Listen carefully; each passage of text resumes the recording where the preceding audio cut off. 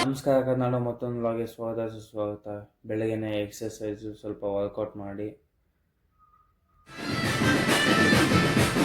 ದೇವಸ್ಥಾನ ಕಡೆ ಹೋಗ್ಬಿಟ್ಟು ಆಮೇಲೆ ಫೀಲ್ಡ್ ಕಡೆ ಹೋಗುತ್ತೆ. ಇಲ್ಲಿ ನೋಡಿ ಬೆಳಗ್ಗೆ ಡಿ ಬಾಸ್ ಫೋಟೋ ನೋಡಿದೆ ಆಟೋ ಮೇಲೆ. ನನ್ನ ಗಾಡಿಯಲ್ಲೂ ಡಿ ಬಾಸ್ ಸಾಂಗ್ಗೆ, ಆಟೋ ಮೇಲೇನೂ ಡಿ ಬಾಸ್ ಫೋಟೋ, ಮನಸ್ಸಲ್ಲೂ ಡಿ ಬಾಸು. ಆಮೇಲೆ ಫೀಲ್ಡ್ ಕಡೆ ಬಂದೆ. ಹಾಗೆ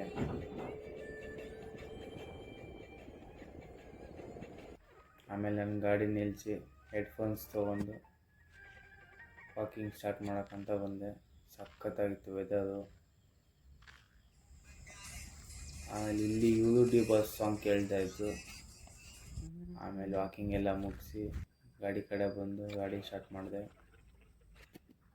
ಹೆಡ್ಫೋನ್ಸ್ ಎಲ್ಲ ರಿಮೂವ್ ಮಾಡಿ ಸ್ವಲ್ಪ ವಾಟರ್ ಕುಡಿದೆ. ಮಾಸ್ಕ್ ಹಾಕ್ಕೊಂಡು ಗಾಡಿ ಸ್ಟಾರ್ಟ್ ಮಾಡಿ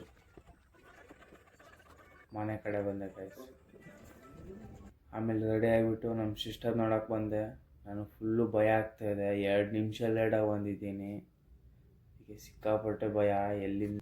ಆಮೇಲೆ ಗೊತ್ತಾಯಿತು ಬಂದಿಲ್ಲ ಅಂದ್ಬಿಟ್ಟು. ಆಮೇಲೆ ಕಾಲದ್ದು ಬಟನ್ ಹಾಕೊಂಡಿದ್ದಿಲ್ಲ.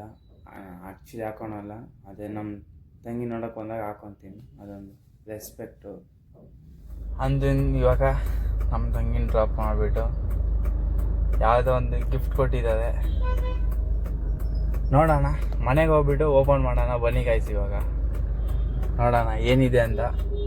ಇಲ್ಲೇ ಡ್ರಾಪ್ ಮಾಡಿದೆ. ನಮ್ಮ ಸಿಸ್ಟರ್ ಫ್ರೆಂಡ್ಸ್ ಬಂದಿದ್ದು. ಇಲ್ಲೇ ಡ್ರಾಪ್ ಮಾಡಿಬಿಟ್ಟು ಹೋಗೋಣ ಇವಾಗ ಮನೆಗೆ. ಬನ್ನಿ.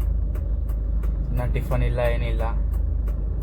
ನಮ್ಮ ಸಿಸ್ಟರ್ನ ನೋಡೋಕ್ಕೆ ನಾನು ಟಿಫನ್ ಮಾಡಿಬಿಟ್ಟು ಹೋಗಲ್ಲ. ಯಾರಾದರೂ ದೇವಸ್ಥಾನಕ್ಕೆ ದೇವ್ರು ನೋಡೋಕ್ಕೆ ಟಿಫನ್ ಮಾಡಿಬಿಟ್ಟು ಹೋಗ್ತಾರೆ ಅನ್ನೋ ನಂಬಿಕೆ ನಾನು. ಆಮೇಲೆ ಮನೆಗೆ ಬಂದುಬಿಟ್ಟು ಶೇಕ್ ಕುಡಿದೆ. ಬ್ಲಿಂಕಿಟಲ್ಲಿ ಒಂದು ಆರ್ಡ್ರ್ ಮಾಡಿದ್ದೀನಿ ಗೈಸ್. 2 ಐಟಮ್ ಆರ್ಡ್ರ್ ಮಾಡಿದ್ದೀನಿ. ಬಟ್ ಏನೊಂದು ಮಿಸ್ಟೇಕ್ ಮಾಡಿದ್ದೆ ಅಂತಂದರೆ ಕರೆಂಟ್ ಅಡ್ರೆಸ್ ಆಗಿದೆ. ಆಮೇಲೆ ಹೋಮ್ ಅಡ್ರೆಸ್ ಕೇಳ್ತೀವಿ. ಹೋಮ್ ಅಡ್ರೆಸ್ ಅಂದ್ಬಿಟ್ಟು ಲಾಸ್ಟ್ ಟೈಮು ನಾನು ಆರ್ಡ್ರ್ ಮಾಡಿದ್ದೆ, ಗೇಟಲ್ಲಿ ಹೋಗಿತ್ತು ಅಡ್ರೆಸ್ಸು. ಇವಾಗ ಮತ್ತೆ ಲೊಕೇಶನ್ ಕಳಿಸಿದ್ದೀನಿ, ಬರ್ತಾಯಿದೆ. ಅವಾಗೇ ಮಳೆ ಬೀಳ್ತಾಯಿತ್ತು ಅಂದ್ಬಿಟ್ಟು ಇವಾಗ ಆರ್ಡ್ರ್ ಮಾಡಿದೆ.